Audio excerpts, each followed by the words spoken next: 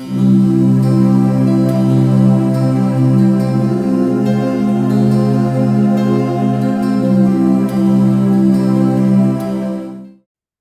Leon. So today we Hi, are going Sonja. to talk about episode 5. Yep, it's episode 5 already. We are now past the halfway mark of the series. Okay. And yeah, and it's getting more and more interesting. So I'm going to hand it over to you as to put us into the picture. What are we here for? What are we going to discuss today? Yeah, I think the way I approach it in the past, if it's helpful, just to give a quick hopscotch picture through the episode that gives us an overview, and then we, as usual, go into the detail with the first scene and so on. But it seems like one of the themes in this one is about the phoenix rising. You know, what happens when you lose everything? Is their capacity to rise again. And we introduced into this story through Toprak's family history, which is the detail we can go into. And then there's this theme about Fico and Sergei getting closer to each other, and he surprising her in a kind of a meeting. What shall we call it? A speed dating meeting. Suddenly, Fico is there. The source of Toprak's anger is revealed. We also understand in this episode why Ada actually walked away from Toprak at the time. We see a lot of flashbacks around that. We also learn that Layla is now, as she says, filthy rich because she had a windfall. And there's a surprise birthday party for Sergei. Toprak's constellations are very interesting, and I'm sure we will unpack it in more detail. Yeah, and then the episode for me ends up on a very beautiful note towards the end, but we can get there later. So, yes. So we have this episode opening with the gypsy dancing scene, and as you said, the phoenix rising. And the question is it possible to be reborn from the ashes? And that's what you were talking about, the phoenix rising. And then it is going into what we want to call ancestral healing. So, what kept that fire burning? Would you not believe the fire lit years ago could still burn today? Would you? So the question is, what are they talking about? What fire was kept burning? And in that beginning of that scene, we saw that they had to put out the fires very quickly to move on. And then the question is, did the fire really burn out? And in this constellation work, I think we see that when something is not completed in a good way, that's really what it is about. The fire is still burning. There has been no completion. It's not come to a good way in a good ending, and so something changes. And we talk about that in the constellations. What would that be? Examples of that would be when somebody dies suddenly. They're still in the full bloom of life, and all of a sudden they die suddenly by some or other event. We also look at it in constellations when children are stillborn. That fire hasn't really burned. But we also look at it in relationship. When a relationship hasn't come to a good end, there is still that burning, and then there is still that whatever is lying underneath. It's been put out, it's been pushed under, but it's still burning. So I think that is really what this is talking about, is when something has come to an abrupt end, but it's not complete. So that's Yes. really what this means. Yeah. So the smoke, the black smoke and the putting out the fire is symbolic of that trauma, that feelings that still blister there under the surface that has not been given attention properly. And so, as you say, it's not been closed properly.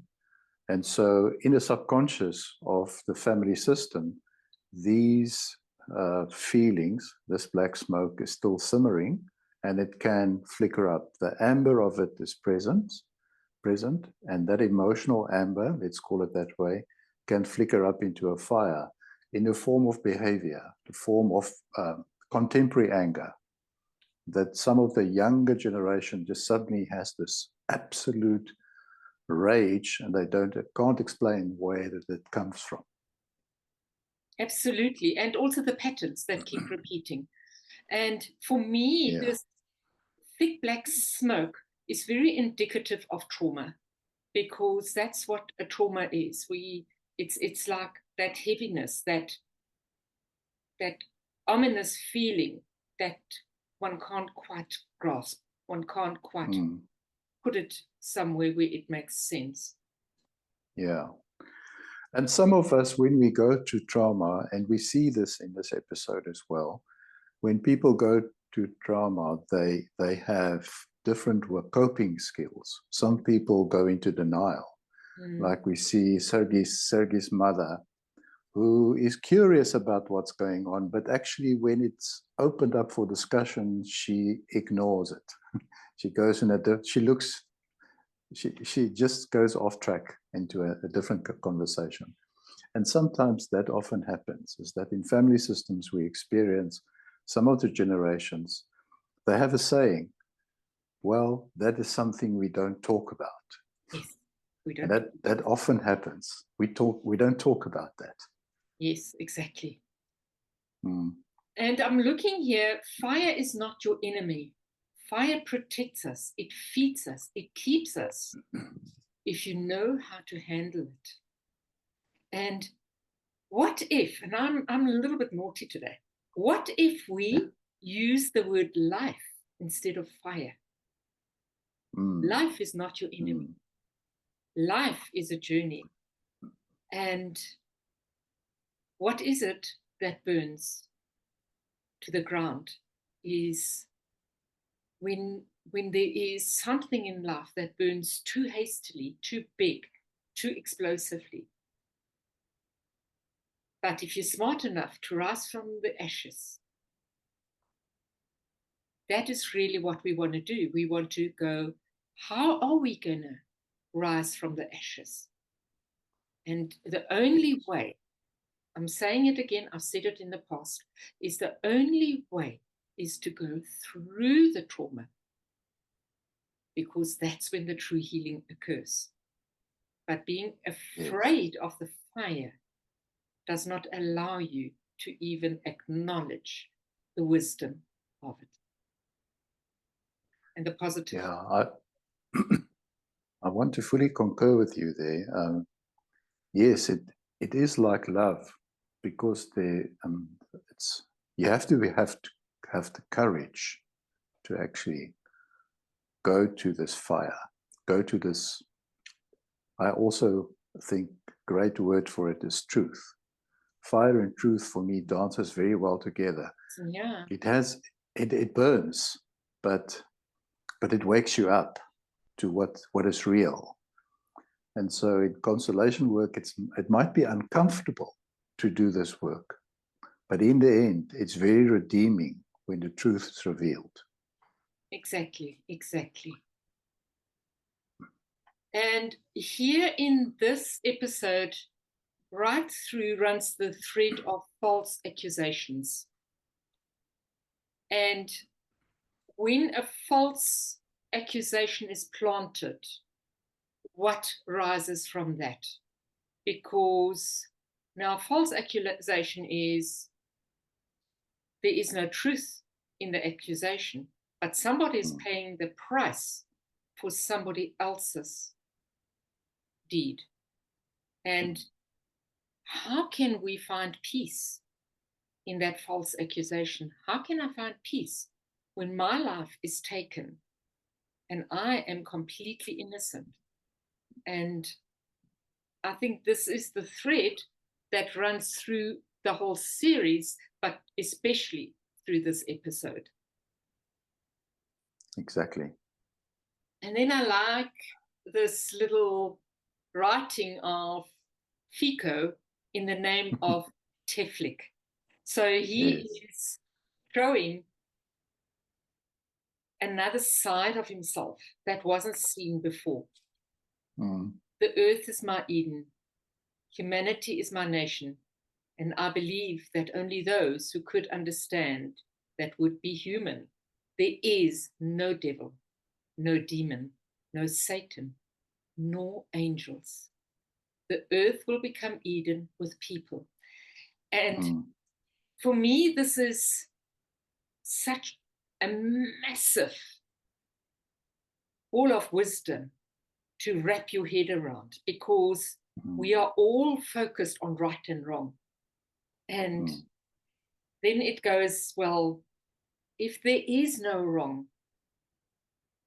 then all is okay. But is that how I feel? Is that what really going on? Can I acknowledge that there is no evil and no angels? So it really pushes us into sideways thinking and thinking out of the box. Yeah, this is a controversial topic, and we might get some interesting questions around this. But the wisdom traditions are very clear about that, and that is that we can get entangled with our right and wrong thinking, forgetting about the innocence of human nature. We can get so entangled in this right and wrong thinking that in the end, that we make that our reality. And yet, if we stay with the truth reveals that in every human being, there's this beautiful, shall we call it, the flame of truth that burns, that always looking for the answers of truth. And I think that's at the core of family constellation work as well. Yes, but we're in pain because for us, the pain is the devil. The pain is all that is not okay. And then we want somebody to rescue us. So for us, there is the light at the end of the tunnel, the angels that will rescue us.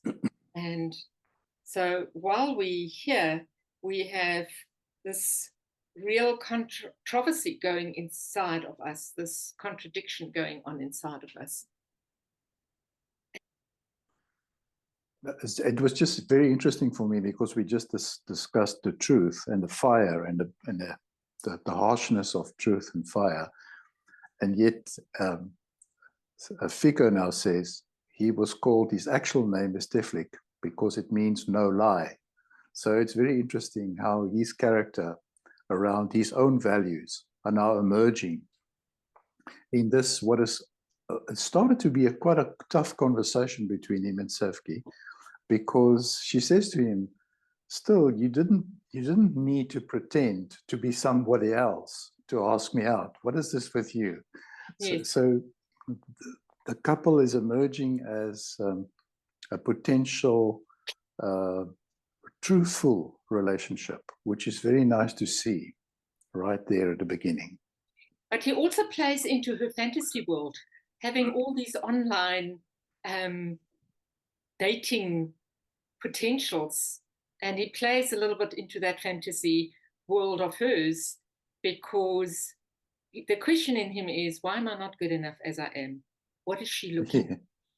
And I think that is really a really fundamental question, is often when we look at a potential partner, we're looking for something other than what we see.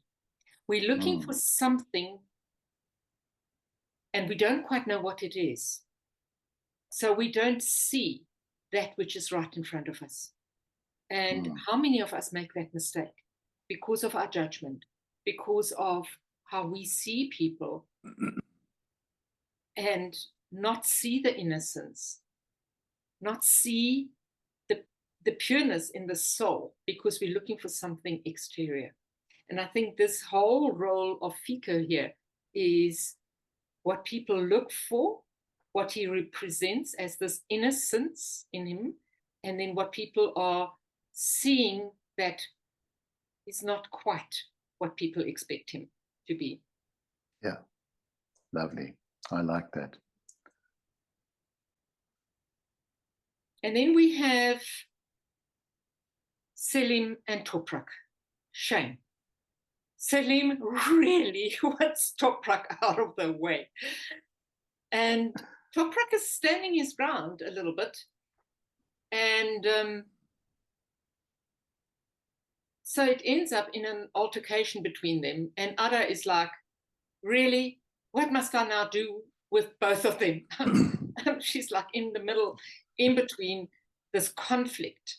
First of all, the conflict is in her, and then there's also the conflict between them. So there is again this double layer that's coming to the forefront. And exactly.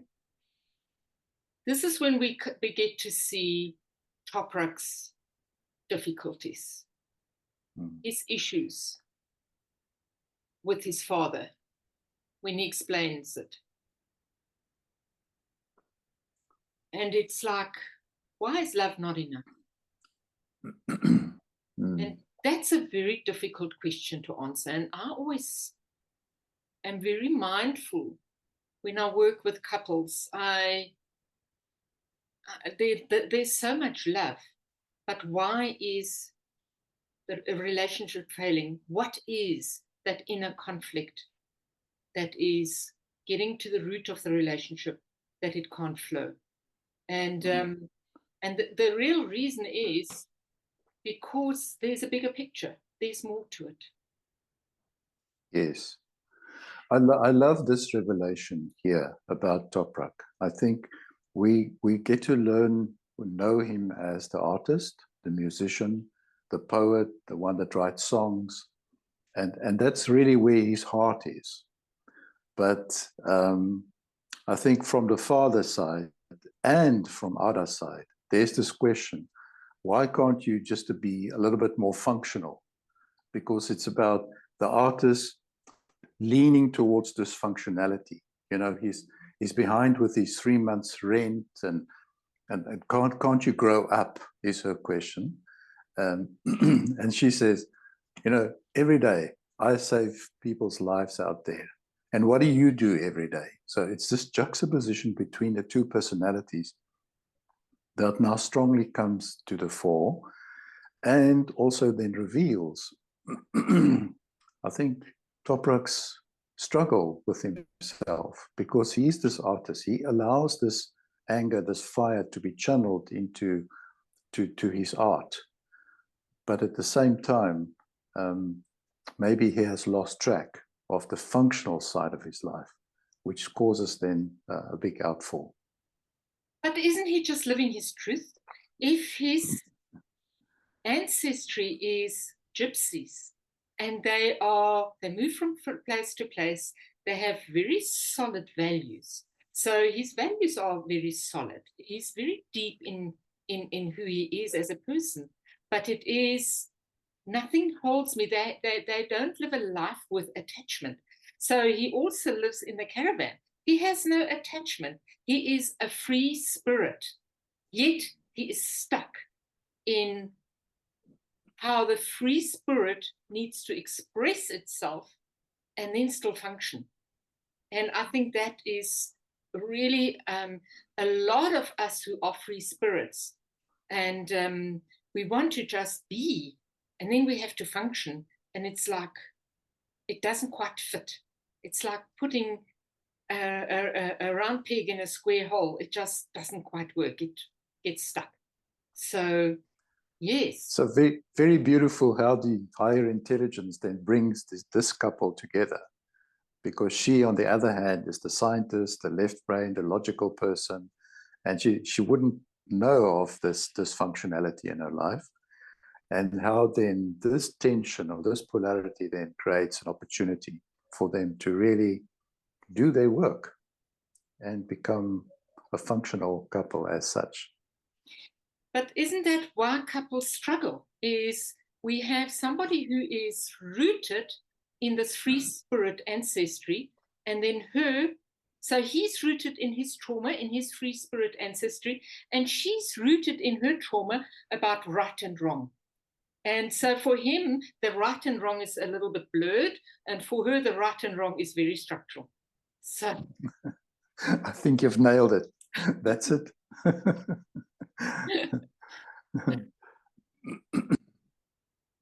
And then we have this little interlude where Toprak says, you have to fix everything. Isn't it just about making peace? Or Mr. Zaman actually says it. Why do you have to fix everything? How about just making peace? And it is like when two ancestral lines come together, there is that you can't fix it. How do you bring them together in a good way, in a peaceful way? So it's not about love. It's about finding the peaceful gateway that allows two completely different family structures, family fields to come together. Exactly. And I think this, of course, will come through during the training later on when the training starts. But one of the things that I remember very clearly from Bert Hellinger's teaching, and this goes back to 25 years of constellation work and extrapolating from there, is exactly what you're now saying, is that actually that peace in a couple can't happen unless they can accept each other's parents as they are. Now that's key, because if you can't make peace with the parents of your partner, you will carry a kind of a conflict in yourself. So the important point you're making. But then there's another layer. If I have disconnected from my family line, I'm not allowing my partner into making peace with my family line. I'm basically withholding my partner from that. So that's something else, because what we see here is that Ada is not at peace with her mother. And so that part of her family line is negated. And that's also the part where the trauma lies, that's being negated. Exactly. So that means I'm only going to show one part of me to my partner. But my partner will not get why I am behaving in certain patterns, because there's no access to the rest of the family line. And so that makes it very difficult for partnerships. That's why love is not enough. Yeah. Okay. So take it from here, Leon. Where are you right about now? I think my next highlight is Layla in good spirits. Yes. And she's just heard that she has a big price or a land piece that she's inherited, and that of course will change her whole life. So she announces that, and everybody has to, play in with her, celebrate in with her. Are you at the same place? Yes, and the beauty about that is the timing. So the timing of her having done the constellation, and now the prediction in the constellation was, you will be able to claim what is rightfully yours. And what is rightfully hers is coming to her is the grandmother's land, Eleni's land. But a little bit further in the episode, we actually see that her husband, Adam, has no care for the land, has no care for where Layla is at, because the only thing he sees is the money that he can get from the land. And Layla is completely unaware of all his dealings that he's had and the promises he's made with this money that he hopes will come into his pocket. So what we see here is he's also dishonoring the land. He's also dishonoring the grandmother that passed. Obviously, he doesn't know that because he's in his own little world where he operates in. But what is key here is that she then gets this letter from her father demanding her to divorce Erdem. And she's completely upset about that because the father hasn't spoken to her. So the father obviously has recognized Erdem long before she recognizes him. And she is just, but I love him. I love him. So I'll do anything for him. I'll sell my soul for him. And this is a trap. And this is a beautiful trap. How many of us don't actually walk into that trap? The trap of love. And then we give what is not rightfully ours to give. And even if it's rightfully ours to give, do we give it in the right honoring that it needs to be given? So if we don't claim honoring for ourselves, how can our partner honor us? And we see that interlude later on in this episode, where she is with Erdem at the river, and she is really getting mad at the way he blames her for his financial demise. And she says, but I did it all because I love you. And so this miscommunication in the love in that relationship is really heart-sore to actually watch. I'm glad you're bringing that up. That is a very interesting theme in the constellation practice and the therapy practice. It's this whole, the role that money plays in couples and couple therapy. The role that how money can be manipulated between people. And so I'm glad that the writer of this series also picked this theme up, because it's very much alive in the practical constellation work from day to day. Yeah, because if the money from where it comes is not honored in the rightful way, it cannot bring the blessings that it's supposed to bring. And unfortunately, that then causes a lot of strife as we see how this goes between Layla and Erdem. Yeah, we see manipulation that then steps in. Yeah. And then Toprak is completely down and out. He wants to go and see his daughter. He has a case against him in the Netherlands. If he has another case against him, he won't be able to see his daughter, and he's really fearful of the situation that his daughter is in. But he also realizes that a part of that is his fault. And so he has nothing else left but to go to Selim and say to Selim, please help me. It is not about me. It is about my daughter.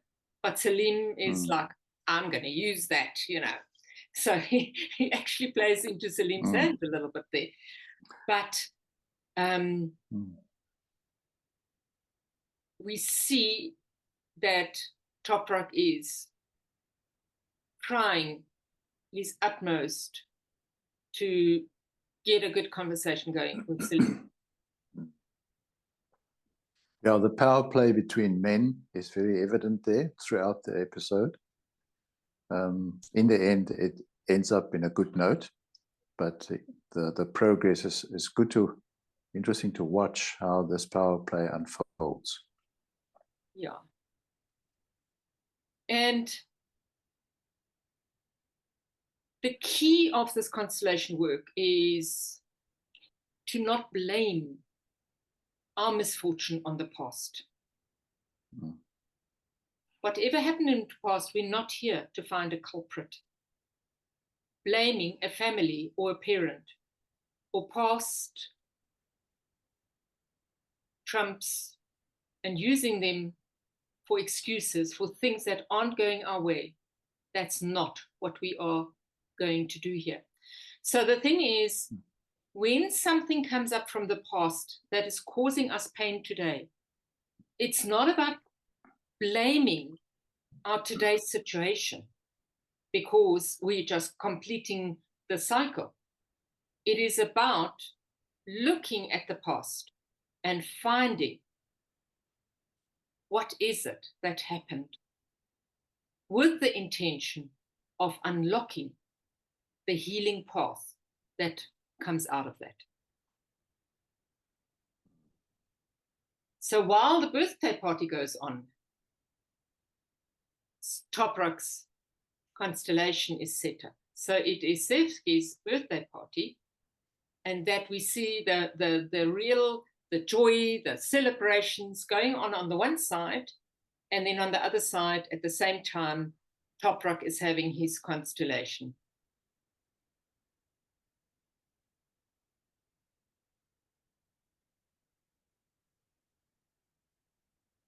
And very quickly, it's evident that someone is in prison. And for me, explaining it from a facilitator, how did someone know this? So sometimes for a facilitator, how do we see things? But if we saw the representative, the way the representative sat, you could see he sat as if he was in an imprisoned state. And that's why Zaman actually could ask the question. And that's how we see that constellation unfold. So Toprak says to, Zaman says to Toprak, so because your forefathers were in prison, you have now imprisoned yourself, isn't it? Because he's going to, Toprak is having his anger outbursts, and he's now imprisoning himself, not being able to see his daughter. So, and his grandfather, was it his grandfather was also imprisoned, so he couldn't see his son either. So we're looking at the repeat pattern, but it's slightly off key. It's not that evident because the one was in real prison, and then we're looking at the prison that we actually create in our lives.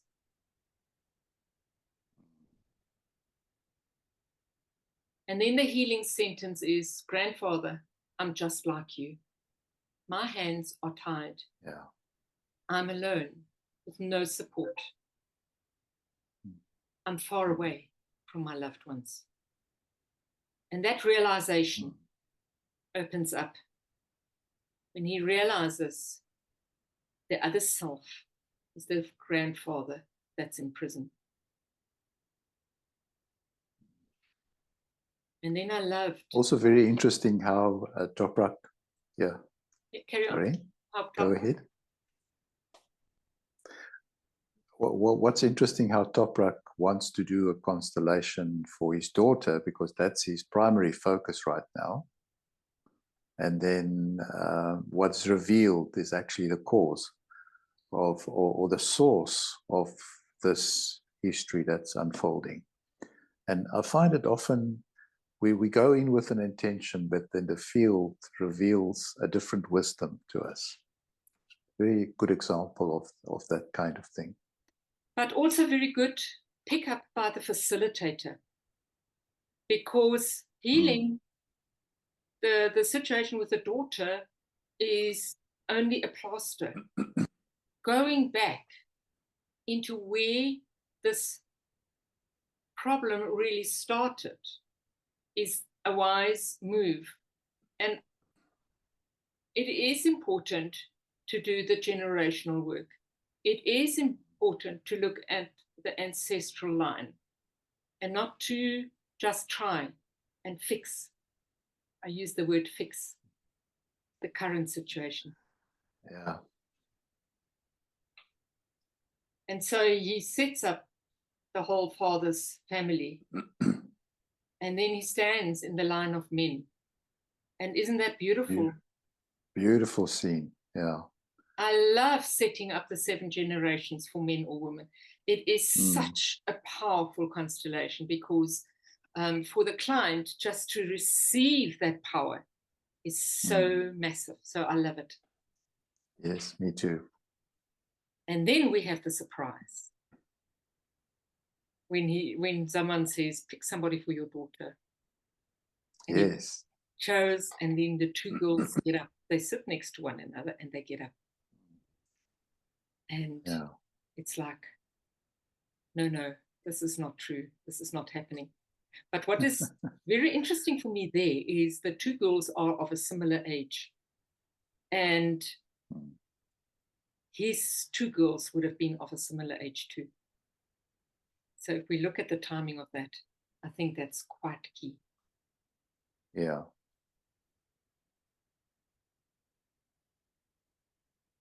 And obviously, that is when Toprak is a little bit sidelined. Then we go back to the celebrations which are happening at the same time. And again, the healing that has happened in Sevgi is she didn't like celebrating her birthday. And she's making such a big issue of this birthday celebration. And standing, I'm now going to celebrate life. I'm no longer going to grieve for my father. I'm leaving behind the anger and the pain. And I'm stepping into light. And then the key is, I'm not going to blow out these candles. They're going to burn right down. And in honor of the ancestors that have made her life possible. And for me, it's done something really key. We always, well, in my birthday celebrations that I celebrated with my family, it was about the life that I was given. But would I have had the life without my ancestors? And so I love the fact that she says, without the ancestors, I would not have had this life. And I'm going to burn my candles slightly different too from here onwards. Not in honor of my life. Exactly. But in honor of the life of those who had life before me. I love that. Totally love that. She liked the way that she resists her mother when her mother says, oh, that's just a sad story. And she says, no, it's not a sad story. My dad would have loved me to celebrate this life. And so that reframing in coaching, that representation of previous perceptions, that is at the heart of coaching, at the heart of this work. How do we reframe it? How do we create a new story out of old information? But it gets the mother to think. Muko is now disturbed by that. Because it is, something's happened with Sevgi and she's out of control. And we see that where she sits and hasn't eaten her cake. So that's where Muko is starting to find herself on uneven ground. And then she says to Sevgi, what did Zaman tell you about your father? You never told me. And Sevgi says, there's some kind of mystery. And it would eventually reveal itself when the time is right. And it's like, okay. So Muko is now really getting worried. She just changes the subject. That's so cute. Yes. And then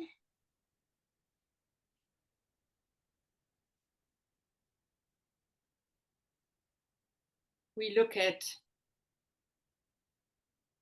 Ada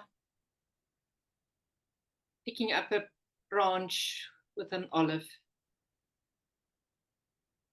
and she's remembering her positive pregnancy test. So again, we need to look at it.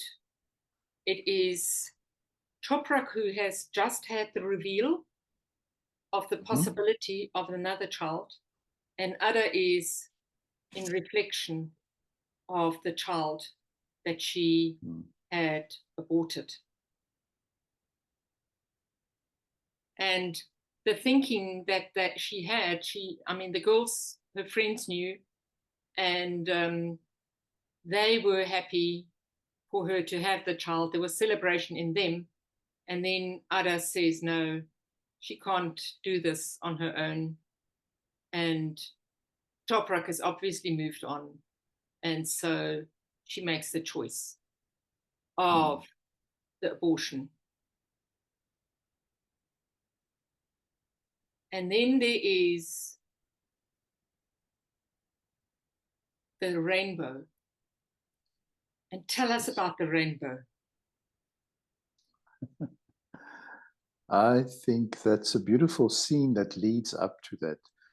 From Ada picking up a little branch with an olive, thinking about how it could have been if she had kept a child, and then Salim joining her, and in a rain blessing them, falling down on them, the two of them. Such a lovely opportunity, because Salim is ready to run, and she says, no, I'm happy for the rain. And they come together, and in that moment there's a part of the healing is happening. It's almost like they accept each other as they are. They accept the journey that they have taken thus far. But there's also, in that loving acceptance, there's also this realization that it's not going to continue like it is. It's changed. And that, for me, then brings up the symbol of the rainbow. Let's look at the new opportunity. Now that the changes have been made, now that the integration has happened on so many levels, let's look at the new symbol of hope for the future. So it's a very rich couple of minutes that plays out there.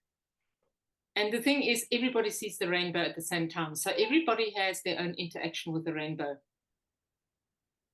Yeah. And then Toprak does what someone asks him to do, is to release the caged bird.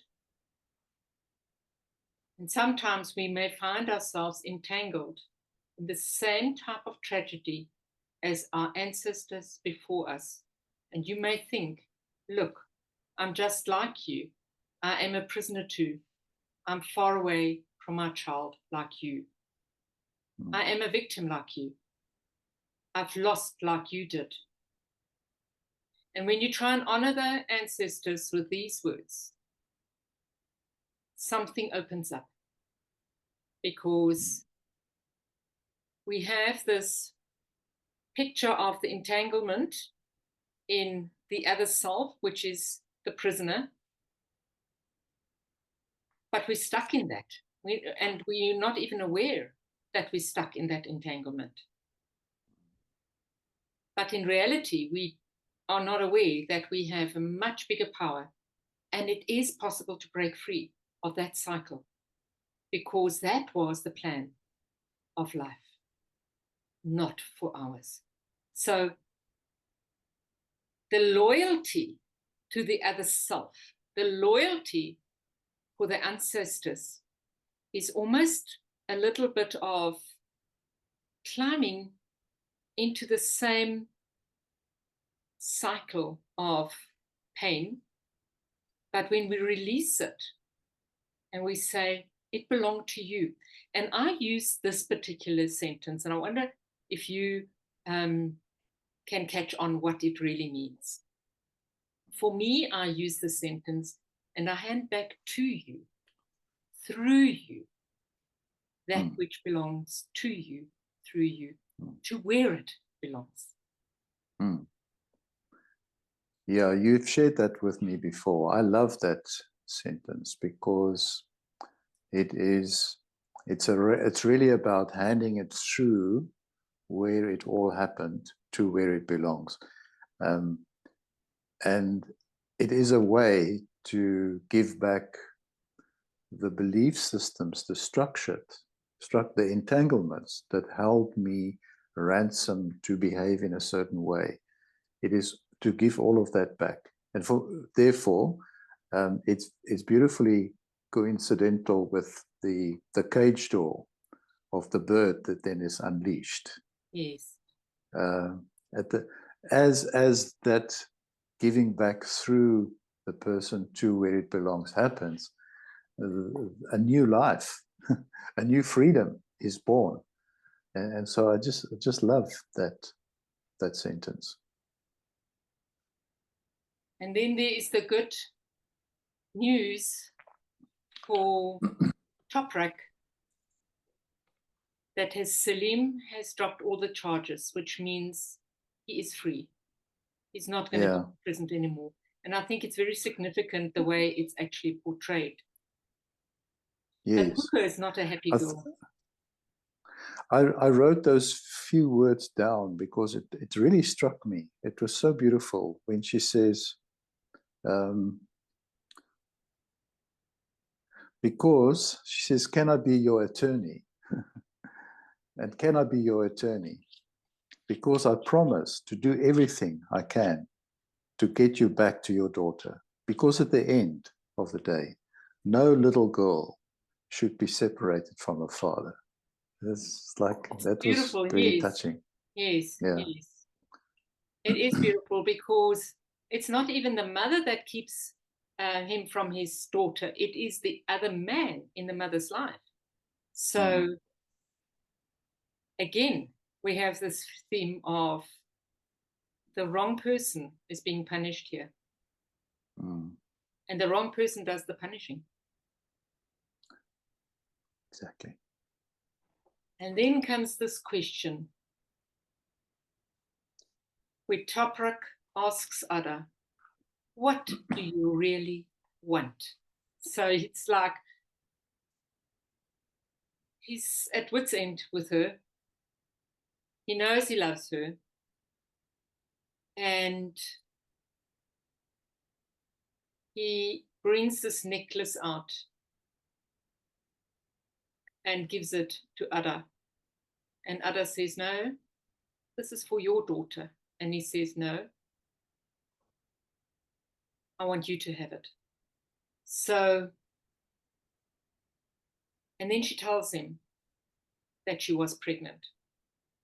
And so all is revealed. It's like all the cards sort of fall, dum, dum, dum, dum, like dominoes. So I love it. I love it when he steps forward and he takes her and he says, just stop talking. Just for a change, just stop talking. Let go of this for once and just feel, speaking to this left brain scientist, just for once, just feel what we have. And then what do you really want? I think it's a lovely way to end this episode because it's that cliffhanger that Ara now can take away and think about. Yeah. So I think we leave it here too. Although it ends with Ada phoning her mother, and finding out the mother is ill. But that takes us into the next episode. So yeah, it leads into the next episode. Yeah. Yes. So I want to ask all our viewers to ask ourselves the question, what do you really want? Because we have all these conflicts, we have all these entanglements. And what is it that we really want? Can we be reborn from the ashes and create that which we are born to serve, to be our full self in this life, where we have so many choices? So it's a good question to leave. Thank you, Leon. Beautiful. Thank you. Thank you, Sonja. See you next time. See you next time. And I want the viewers to just also think about a couple of things. Make your comments at the bottom. Ask some questions. We would really love to engage with you with more questions. Thank you for taking the time to view this. And Leon, thank you for your time. Thank you.